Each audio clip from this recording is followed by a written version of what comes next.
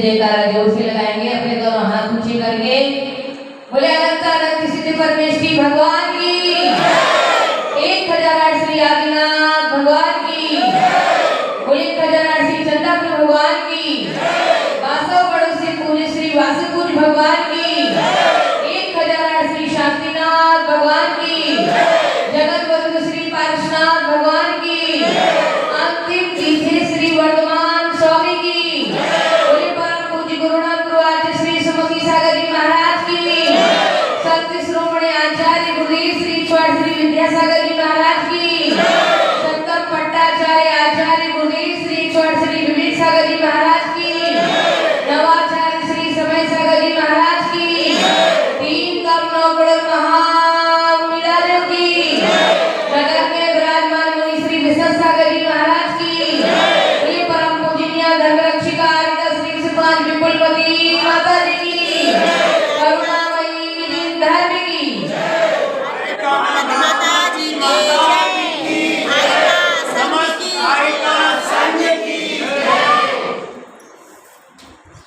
भव्य आत्माओं, कल हमने समझा था 27 नक्षत्रों के नाम।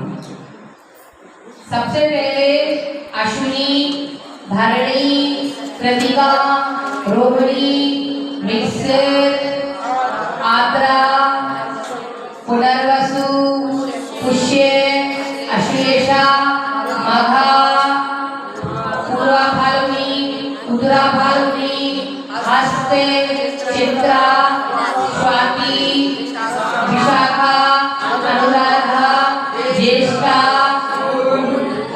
मूला, इसको मूल भी बोल सकते हैं, मूल, श्रवण, पूर्वाषाढ़ा, उत्तराषाढ़ा और उसके बाद श्रवण। सुनो, यहाँ सुनना है थोड़ा। श्रवण नक्षत्र से पंचक चालू हो जाती है। श्रवण नक्षत्र से क्या हो जाती है? पंचक है, जिसमें मिट्टी नहीं खोदी जाती है, लकड़ी नहीं काटी जाती है, नवीन वस्त्र आदि नहीं पहनते। और भी आप सुनो, पंचक में क्या क्या नहीं करना चाहिए, ये लिख लो। पंचक में क्या क्या नहीं करना चाहिए। अगर आप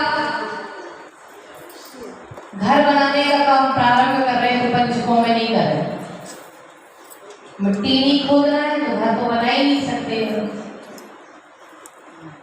पंचक में अगर हम नवीन कपड़ा आदि पहनते हैं तो फैक्ट्री आदि खोलते तो आग लग जाती है। पंचक में मिट्टी नहीं खोदना चाहिए। अगर मिट्टी आदि खोदते हैं तो अनेक कठिनाइयों का सामना करना पड़ता है।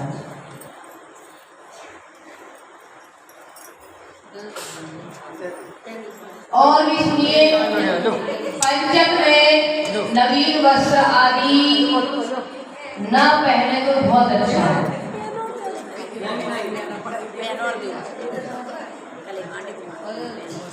पंचक से रेवती तक चलता है। श्रवण से रेवती 7 नक्षत्र ये, लेकिन वैसे 5 नक्षत्रों की ज्यादा है विशेषता। श्रवण से चालू हो गया, श्रवण, धनिष्ठा, शतभिषा, पूर्वा भाद्रपद, उत्तरा भाद्रपद और रेवती, इन नक्षत्रों में पंचकें चालू हो जाती है। ठीक है, समझ में आया कि नहीं? आप लोग करके पंचकों में काम। अगर पंचक में किसी की मृत्यु हो गई तो 5 लोग बनेंगे मोहल्ले के या आसपास के, तो उसका शांतिकरण किया जाता है। जैन धर्म में भी शांति कर्म किया जाता है, अजैन धर्म में भी शांति कर्म किया जाता है। क्या किया जाता है? आपके यहाँ पर बच्चे को मृत्यु होगी तो आप लोग क्या करते हैं? शांति कर्म है। जानकारी है कि नहीं है? क्या है सही? नहीं, मैं बताती हूँ जैन धर्म के अनुसार क्या होता है। अगर किसी मुनिराज का या आयका का या छुल्लक का या छुल्लिका के कपड़े मारा जाते, कोई भी अगर उनका समाधिकरण हो जाता है पंचक में, तो पुतले बना दिए जाते हैं घास के। घास के पुतले बना करके रख दिए जाते हैं, लेकिन उनको जलाया नहीं जाता है। अगर जला दिया तो बलि दोष हो जाता है। उनको एक तरफे अलग निकाल करके रख देते ताकि और अन्य लोगों की मृत्यु ना हो, वो लोग अपनी साधना अच्छे से करें निर्विघ्न। उसके बाद जब उनकी आयु पूर्ण हो तभी वो अपना जीवन से कूच करें, उसके पहले अकाल मरण नहीं हो। और अपने अन्य लोगों में आटे के पुतले आदि बना देते हैं और उसमें स्थापना कर देते हैं। अगर उसे जला दिया तो उतने जीवों की हिंसा का पाप लगेगा। तो जैन धर्म कहता है कि ऐसा अज्ञान का भरा काम नहीं करना। आटे के पुतले में अगर आपने संकल्प की हिंसा कर दी तो पूरा पाप लग जाएगा, बलि का दोष लग जाएगा। आप बनाएंगे पुतला लेकिन घास के और एक साइड रख दिए जाएंगे, जलाएंगे नहीं। आगे समझ में ध्यान रखना, क्योंकि आप लोगों को तो एक बात पढ़ना ही पड़ता है। मैं तो किसी को बता के आती नहीं, न पंचक को, न तिथि को, न दिन को, न बार को, न रात को। जब उसे आना होता है आ जाती है। तो तात्पर्य ये है कि हमें इसमें विवेक रखना है। क्या रखना है? विवेक। और भी बतलाते हैं, जैसे कि आपके यहाँ पर भूमि पूजन आदि होता है कि नहीं होता है? उसमें क्या क्या रखते हो? नाग नागिन तो जोड़ा भी रखते हैं काफी लोग चांदी का। अब तो नहीं रखते तो क्या होगा? सुनिएगा, नाग नागिन के जोड़े इसलिए रखते हैं, मैंने जो पढ़ा है वो बता रही हूँ कि नागिन का जोड़ा इसलिए रखते हैं कि घर ना गिरके, चटके नहीं, टूटे नहीं, बीच में से गिरावट ना हो, मजबूत घर बनाने के लिए उसमें नाग नागिन का जोड़ा रखते हैं। इसमें भूमि पूजन है। लेकिन जैन धर्म में नाग नागिन का जोड़ा नहीं रखते, चांदी का पतरा रखते हैं। क्या रखते हैं? चांदी के पतरे, जिससे धातु मजबूत होगी, घर में दरार नहीं आएगी, नजर नहीं लगेगी। आप लोग तो कभी यूज करते ही ये सब चीजें, लेकिन आपके घर में किसी का घात ना हो। घात जानते हो? जादू टोना, जादू टोना ना हो। आजकल घर में देरियां तो बना ही नहीं रहे। पहले हर घर के दरवाजे पर देरी होती थी लकड़ी की, जिससे कोई भी व्यक्ति तुम्हारे घर पे जादू टोना करेगा तो वह देरी के अंदर प्रवेश नहीं कर सकता था। लेकिन आज घर बन तो रहे हैं, लेकिन ना तो चौखट है, ना देरी है, सरपट बन रहा है। सांप भी सीधे आराम से जाते हैं, उनको भी दिक्कत नहीं जाती है, कहते खुला कर आराम से चले जाओ, आ जाओ, है ना? तो देरी जरूर होना चाहिए कभी। और घर के दरवाजे की जो देवी बनाते हैं वहां पर चांदी का पतरा जरूर लगाना चाहिए। घर का वास्तु साफ हो जाता है और उस घर में रहने वाले जातक शांति से रहते हैं। इतना ही क्यों ना लगाए, पतला पतला सा मेन दरवाजे पे लगा दिया जाता है और उसको मिट्टी और लकड़ी आदि से नीचे रखते हैं और उसके ऊपर लकड़ी पर लकड़ी का चौखट बना देते हैं, मुख्य दरवाजे पर लगाया जाता है। और भी पूरा है पश्चिम दीवार, समझ लीजिए पूरा तो पश्चिम दीवार ये बनेगा। तो इस दीवार के बीच कोने में जब आप पक्का मकान बना रहे हैं तो नीचे जब आप पलस्तर करने जा रहे हैं उस समय कच्ची रहती है मिट्टी, उस समय एक मिट्टी का इतना बड़ी हांडी, उसमें पीली सरसों, हल्दी गांठ, सुपारी, रुपया, इलायची, कपूर, 125 ग्राम दूध, मिश्री आदि सब भर के और एक उत्तम नारियल रख करके उसको धरती में ही पश्चिम दीवार पर गाड़ देते हैं सीधा का सीधा। तो उस घर में कभी भी धन रुपया का कभी अभाव नहीं होता है, जादू टोना कभी उस घर में हो नहीं सकता। अब आप लोग जो करते हो वो अलग मैटर है, आपको करना नहीं करना वो अलग मैटर है। मैंने तो आपको ज्ञान देने के लिए बतलाया है। और जब भी भूमि पूजन कराए तो ईशान कोण से भूमि पूजन कराए। किस कोण से? ईशान कोण से भूमि पूजन कराओगे तो शीघ्र ही मकान बन करके तैयार हो जाएगा, फटाफट निर्विघ्न, कोई लोचा नहीं होगा, कोई उसमें जब लोचा नहीं होगा निर्विघ्न कार्य होगा तो आपको बड़ा आनंद होगा। आप चलते हैं पंचक के बारे में समझ लिया, पता था क्या? नहीं था और था, दोनों बराबर था। तो ये पता चला कि पंचकों में नवीन वस्त्र नहीं पहनना, मिट्टी नहीं खोदना, लकड़ी नहीं काटना आदि, ठीक है। अब हमारा नक्षत्र यहाँ पर आए थे अपन श्रवण, धनिष्ठा, शतभिषा, पूर्वा भाद्रपद, उत्तरा भाद्रपद, रेवती, ये 27 नक्षत्र है। 28वें नंबर का नक्षत्र का नाम लिखवाया था अभिजित। क्या नाम है उसका? अभिजित। ये 28वां नक्षत्र है, एक दिन में मात्र अंतर्मुक्ति के लिए आता है। अब देखिए कौन से नक्षत्र में कपड़े पहनने से लाभ होता है।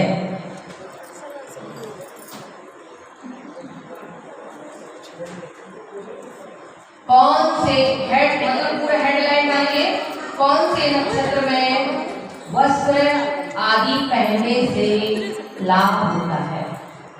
कैलेंडर देखना भी सिखा देंगे अच्छी तरीके से। अपने अपने घर से कैलेंडर लाना कल। अरे वो तो लाई है, तुम्हें भी तो सीखना है, सिखाएंगे ना। लिख लिया? क्या लिखा आपने? कौन से नक्षत्र में? हाँ, तो लिखिए अश्विनी। अश्विनी बराबर में लिखिए बहुत सारे वस्त्रों की प्राप्ति होती है। अश्विनी, लेकिन एक बात भी तिथि भी देखना पड़ेगी, तिथि देखना पड़ेगा ना, तो खाली नक्षत्र देख करके चल पड़ो। अश्विनी नक्षत्र में वस्त्र पहनने से बहुत सारे वस्त्र मिलते हैं।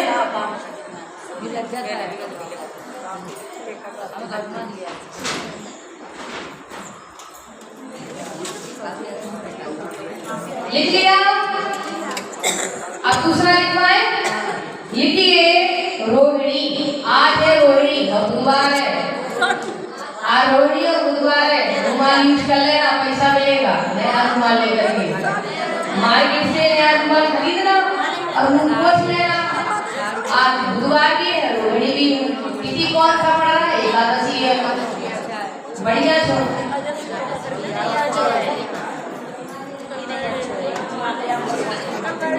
ठीक है।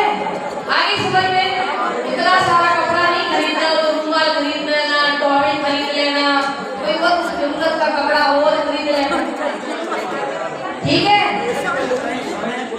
समय नक्षत्र उसमें लिखा रहता है, राहु काल नहीं लेना है। जैसे कि आज बुधवार है तो आज का राहु काल 1.5 घंटे का बनेगा, उतना काल टाल कर दो। और जब भी कभी नवीन वस्त्र पहनना हो तो उत्तर दिशा में, ध्यान से सुनिए, कभी भी कपड़ा पहनो, तुम तो सिंपल के भी पहनो, साधारण भी पहनो, रोज के भी पहनो, तो उत्तर दिशा में मुड़ करके पहनना चाहिए। उत्तर दिशा में मुड़ कर लीजिए और नवीन कपड़ा शरीर पर धारण करो तो ओम नमः 3 बार बोला चाहिए। ओम नमः सिद्धेभ्यः, ओम नमः सिद्धेभ्यः, ओम नमः सिद्धेभ्यः कहते हुए वस्त्र पहन लेना चाहिए। समझ में आई कि नहीं है जी? रोहिणी में धन लाभ होता है। रोहिणी नक्षत्र में कपड़े पहनने से धन की प्राप्ति होती है।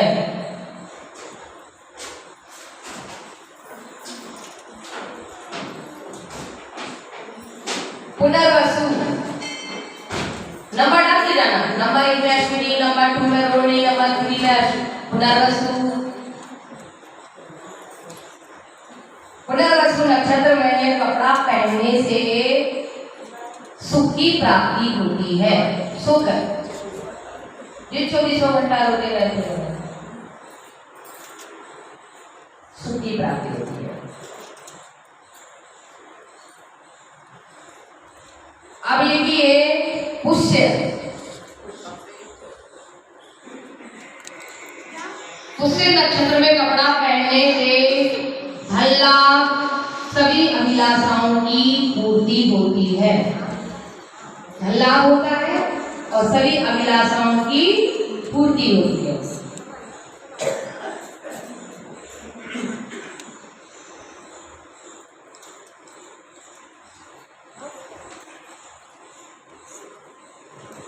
उत्तरा फाल्गुनी, उत्तरा फाल्गुनी। आप लोग क्यों नहीं लाए हो डायरी पेन? कैसे काम चलेगा? आप ही लोगों को तो गाड़ी बढ़ानी है। ये जाओ हमारे यहाँ से। उत्तरा फाल्गुनी नक्षत्र में कपड़ा पहनने से धन की प्राप्ति होती है और राज्य आदि की भी प्राप्ति होती है। राज्य मतलब अपने घर में भी अच्छा बहुमत रहता है। उत्तरा फाल्गुनी नक्षत्र में कपड़ा पहनने से धन की प्राप्ति होती है और घर में अच्छे राज्य की प्राप्ति होती है।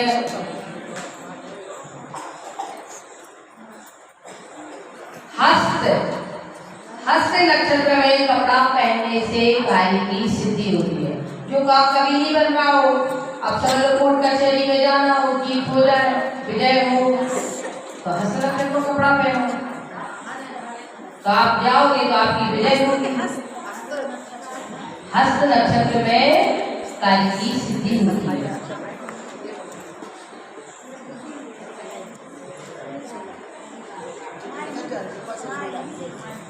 अब लिखिए, ये लिया कि नहीं? चित्रा, चित्रा नक्षत्र में शुभ होता है। चित्रा नक्षत्र में कपड़ा पहनोगे तो क्या होगा? शुभ होगा। और स्वाति,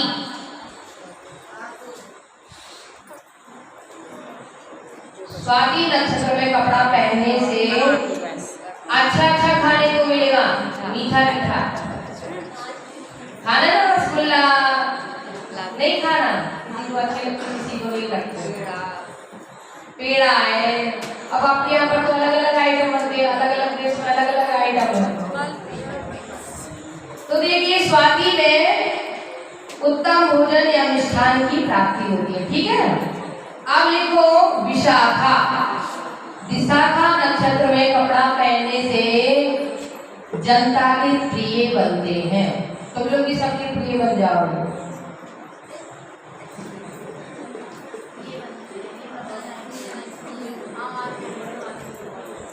अरे सबसे लड़ाई होती है, झगड़ा होता है, तो वो इस नक्षत्र में कपड़ा पहने तो सब प्यार करेंगे तुमको।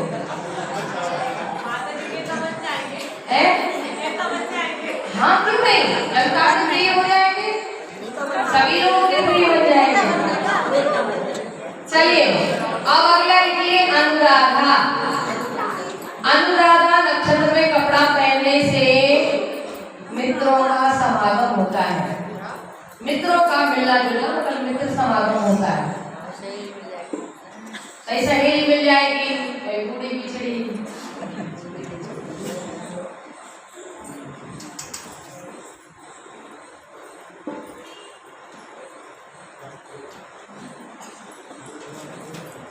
उत्तरा भाद्रपद।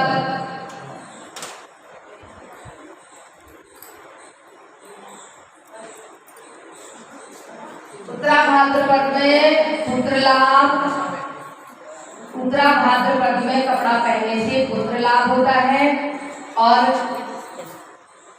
कपड़े भी मिलते हैं।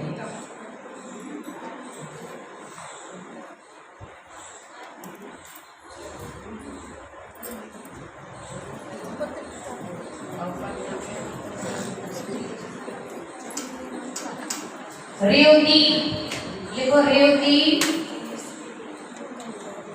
इसमें वस्त्र पहनने से रत्न लाभ होता है, लेकिन लोहा का जंग भी लग जाएगा कपड़े में। पहले सुन लो, अगर रेवती नक्षत्र का कपड़ा पहनोगे तो रत्न लाभ तो होगा, लेकिन साड़ी में तुम्हारे कपड़े में जंग का दाग भी लग जाएगा,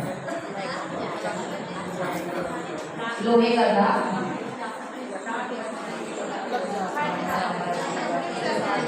ठीक है, आप देखो, सुनो, जिन नक्षत्रों में कपड़े नहीं पहनना चाहिए उसका क्या क्या परिणाम है, दुष्परिणाम वो भी सुनिए। सुनो, वो लिखना नहीं है। जैसे आपने धरणी नक्षत्र में कपड़ा पहना तो आपको मरण के कुल कष्ट मिलेगा। जब चाहे पहन लेते हो और उसे नक्षत्र में पहन डालते हो, तो इसमें भरणी अगर नक्षत्र में कपड़ा पहनोगे तो कह रहे कि आपको हानि भी होगी, मरण के समान कष्ट भी मिलेगा। और अगर आपकी कृतिका नक्षत्र में कपड़ा पहना तो वह कपड़ा अग्नि के द्वारा जरूर जलेगा, कहीं ना कहीं से कोई ना कोई थोड़ा सा दाग या जल जाएगा वो कपड़ा। आप मिक्सर नक्षत्र में कपड़ा पहनोगे तो तुम्हारे चूहा काट जाएगा। कल है मिक्सर नक्षत्र, आज नहीं है, कल मिक्सर है। कल के नक्षत्र में कपड़ा पहनोगे मिक्सर में तो चूहा काटेगा। और आद्रा नक्षत्र में कपड़ा पहनोगे तो रोगी हो जाओगे। आद्रा नक्षत्र में कपड़ा पहने तो कभी कभी कहते नहीं है कि अच्छे भले थे, पता नहीं कभी खाओ नहीं या पियो नहीं, फिर भी बीमार हो गए, वो हाल हो जाता है ना। आप कह रहे हैं अश्लेषा, इसमें कपड़ा पहनोगे तो जल्दी कपड़ा फट जाएगा, पहनते ही कपड़ा फट जाएगा और रोग भी होगा। मघा नक्षत्र में कपड़ा पहनोगे तो मृत्यु और संतान के मरण के तुल्य कष्ट मिलेगा, बहुत बड़ी व्याधि आ जाएगी। और पूर्वा फाल्गुनी नक्षत्र में कपड़ा पहनोगे तो राजा से भय बना रहेगा, किसी न किसी से भयभीत हो जाओगे।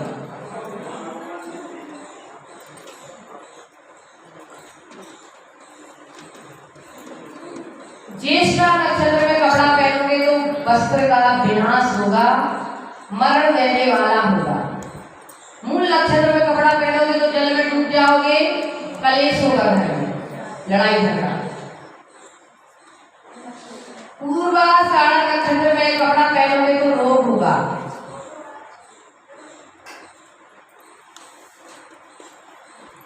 श्रवण नक्षत्र में कपड़ा पहनोगे,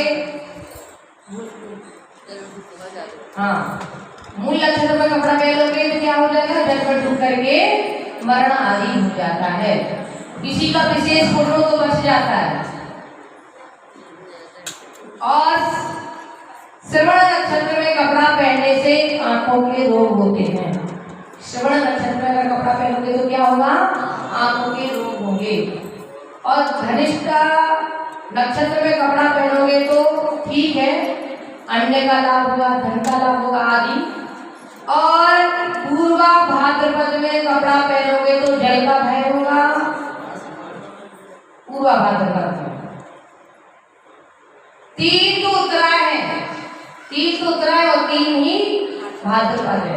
एक तो पूर्वा फाल्गुनी, एक पूर्वा भाद्रपद, एक पूर्वाषाढ़। उत्तरा फाल्गुनी, उत्तराषाढ़, उत्तरा भाद्रपद, ये 3 तो नीचे की ले ली गई, ऊपर की नहीं ली।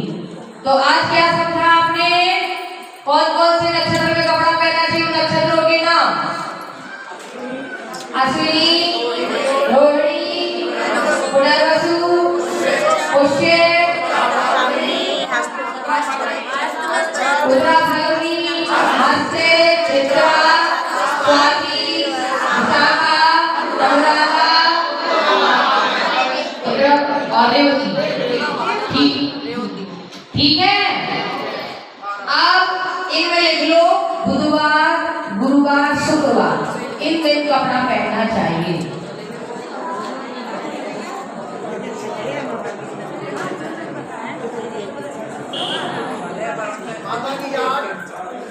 इतना ही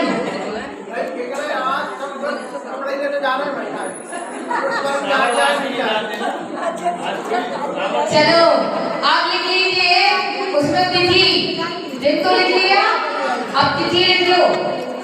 तिथि में आपको दोज लेना है, तीज लेना है, पंचमी लेना है, सप्तमी लेना है, नौमी लेना है, दसवीं लेना है, 11 लेना है, 12 ले लो, 13 बस यहीं तक।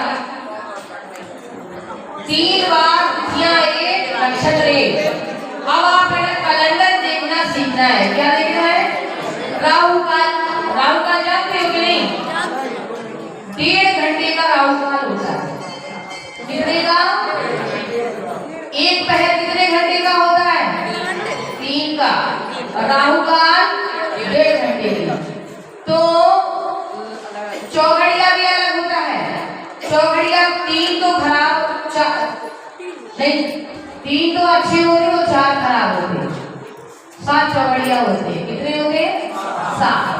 उसमें 3 अच्छे हैं, बाकी छोड़ दिए जाते हैं। तो ये हम कल लिखवाएंगे चौघड़िया के बारे में। और कैलेंडर कैसे देखोगे? हमारे यहाँ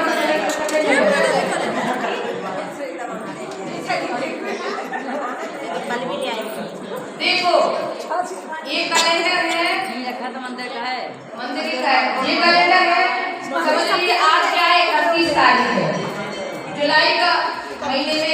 कौन मार्च पढ़ रखी हो? मिल गया जी है जुलाई, ठीक है। एक सन कौन सा है? 2024। महीना कौन सा है? कौन से नंबर का है? 7वां महीना जुलाई। और आज तारीख क्या है? 31। क्या है? 31। मैं तो नहीं पढ़ा, ये लिखी है 31 है। दिन कौन सा लिखा है सामने? ये बुधवार है। इस महीने में 5 बुधवार पड़े थे, 1 2 3 4 5, और 5 ही मंगलवार पड़े थे, और 5 ही सोमवार पड़े थे, 5 ही रविवार पड़े थे इस महीने में। अच्छा 4 पड़े हैं रविवार, और सोमवार 5, मंगलवार 5, बुधवार 5। ऐसे आपको अगर 1 तारीख को जैसे समझ लो सोमवार था तो 5 सोमवार पड़ेंगे, तो पूरा महीना साथ में जाएगा। हर भाव शांत रहेंगे। मार्केट का पूरा इसी से चलता है कि अगर मंगलवार पड़ा 5 मंगलवार तो क्या तेज होगा, क्या सस्ता होगा। 1 तारीख से पता चल जाता है। अगर बुधवार पड़ा है तो बुधवार से पूरा फलादेश बनेगा। अगर मंगलवार पड़ा है तो मंगलवार का फलादेश। व्यापारियों के लिए जानना जरूरी है कि कौन सी चीज किस महीने तेज होगी। अगर आपने सस्ते महीने में चीज निकाल दी और उसी दूसरे महीने जाकर के तेज हो गई तो तुम कहोगे हम जब तक रखे थे जब तक तो सस्ता रहा, मैंने पैसे निकाल लिया, पैसे तेज हो गया। तो आप तो पहले से गणना बना लिया करो कि कौन से महीने में तेजी आएगी, कौन से में सस्ता आएगा। सस्ते में स्टॉक कर लीजिए, महंगे में निकाल दीजिए। ये आपको सीखना पड़ेगा। अब 31 तारीख है श्रावण कृष्ण 11। श्रावण क्या है? ऊपर लिखिए श्रावण कृष्ण 11, बगल में लिखा है रोहिणी, और तारीख लिखी है बीच में, और इधर लिखा है योग, शुक्र योग। 27 योग होते हैं, 27 नक्षत्र होते हैं, शुक्र योग है। अब इसमें लिखा है 15/55 यानी 3:30, मतलब 3:45 बजे तक, 4:05 तक आपका रोहिणी नक्षत्र रहेगा, तिथि रहेगी। इसमें लिखा है तिथि 15/55। 15 के आगे कितने हो गए? 3 जाएगा सीधा। 15 में क्या जाएगा? 3:55 तक 11 है। क्या है? 3:55 तक क्या थी? 11। शाम तक 4 बजे तक 11 मान लेंगे। उसके बाद क्या लग जाएगी? 12। अब यहाँ पर लिखा है रोहिणी नक्षत्र कितने समय तक रहेगा? तो इसमें बटे में लिखा है 10/12, 10:12 रात्रि के 10:12 तक रोहिणी नक्षत्र, दूसरा नक्षत्र प्रवेश हो जाएगा। ऐसे सब कुछ लिखा रहता है, लेकिन सीखना आएगा तभी, बिना सीखे कुछ नहीं आने वाला। अब यहाँ पर आप कल की तारीख का कैलेंडर देखना सीखना। एक एक व्यक्ति ही सीख पाएंगे, एक एक जने आएंगे और एक एक जने ही सीख पाएंगे। और इस तरीके से दूर से ताकत आप लोग समझ पाए या ना समझ पाए, पास में आकर के अपना अपना कैलेंडर लाओगे कल और हमसे सीखोगे माता जी कैसे नक्षत्र देखें, कैसे तिथि देखें, कैसे दिन देखें, कैसे योग देखें। और एक नक्षत्र के 4 चरण होते हैं। एक नक्षत्र के कितने चरण? 4 चरण। तो जब 4 चरण होते हैं, देखा है कि एक ही दिन में व्यक्ति ने जन्म लिया लेकिन अलग अलग भाव को लेकर के खड़ा हुआ, क्योंकि चरण का उसका एक एक मिनट का प्रभाव बदल जाता है, घड़ी घड़ी में देर हो जाता है, मिनट मिनट का अंतर पड़ जाता है। इसीलिए सबकी लगान, सबके फलादेश बदल जाते हैं। अब यहाँ पर आइए अगस्त में। अगस्त कल क्या है? 1 तारीख है, गुरुवार है। सोना महंगा होगा, 3 चीज महंगी होगी। पहले नंबर गुरु का संबंध किससे है? सोने से है। सोना आदि गोल्ड आदि महंगा हो जाएगा, अभी सस्ता है, उसमें कली की तारीख में बदल जाएगा तो उछाल मार जाएगा। तो ऐसे प्रभाव देखो, इसमें लिखा है 1 तारीख को गुरुवार, कितने गुरुवार पड़ेंगे? 1 2 3 4 5। शुक्रवार कितना पड़ा? 5। शनिवार कितना पड़ा? 5। तो लोहा भी महंगा होगा। शनिवार 5 पड़ा तो लोहा पे जाएगा सीधा, और शुक्र पड़ेगा तो सफेद चीज, धान आदि, शक्कर खांड आदि में जाएगा, चावल आदि। तो ये चीजें महंगी और बढ़ती, इनका बढ़ा और गिराव ऐसे चलेगा। जिस चीज का जिससे संबंध है इसका घटना और बढ़ना चलेगा। अब आप ये देखिए, ये चौघड़िया होती है। यहाँ पर क्या होती है? दिन के हिसाब से चौघड़िया है। आज बुधवार है तो बुधवार की चौघड़िया में लिखा है सूर्य उदय के समय उद्वेग 9.5 घंटे का चलेगा। एक चौघड़िया 1.5 घंटे तक चलती है। कितने घंटे तक चलती है? 1.5 घंटे। तो सूर्योदय के समय थी तो सूर्योदय 6 बजे हुआ तो 7:30 बजे कौन सी चौघड़िया बदल जाएगी? 1.5 घंटे के बाद चौघड़िया बदल जाती है। सूर्योदय से चौघड़िया काउंटिंग होती है। कब से होती है? सूर्य के उदय के समय। तो इसमें लिखा है सोवे अमृत। अभी अपना सोवर अमृत में चल रही है आपकी शिक्षा। किसमें चल रही है? सोवर अमृत में। अच्छी जाएगी, आप उसको ग्रहण कर लोगे, समझ में भी आएगा। और उसके बाद लग जाएगा चर, फिर लग जाएगा रोग, फिर लग जाएगा काल, फिर शाम को 4:30 बजे लाभ का चौघड़िया प्रारंभ हो जाएगा। फिर शाम के समय तो सूरज अस्त होगा, उस समय उद्वेग में होगा। उद्वेग में ही प्रारंभ हुआ है तो उद्वेग में ही अंत होगा। शुभ में चालू हुआ है तो शुभ में ही अंत होगा। ये इसकी चौघड़िया की विशेषता है। मतलब 1.5 घंटे से 12 घंटा बनता है। कुछ समझ में आया? आप इतना समझ लेना कि आपको अच्छे नक्षत्र का कपड़ा पहनना तो सीख लीजिए। इसमें अच्छे नक्षत्र में कपड़ा पहना, आप बाल किस दिन कटवाना चाहिए, किस दिन नहीं कटवाना चाहिए, ये भी बता देंगे। किस दिन आपको इंटरव्यू देने जाना चाहिए, ये भी बता देंगे। क्या खा के जाना चाहिए वो भी बता देंगे। वो हम पूरा लिखवा देंगे कि कौन कौन से दिन, मतलब 1 तारीख को कौन सा दिन पड़ा उसका फलादेश क्या आएगा, तो आपको वो पूरा लिखवा देंगे।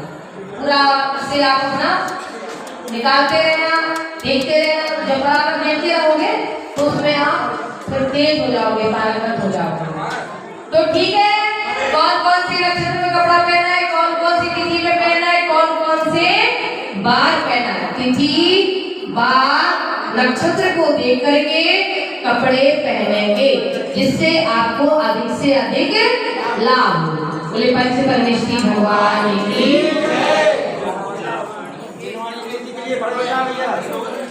जिनवाणी के ज्ञान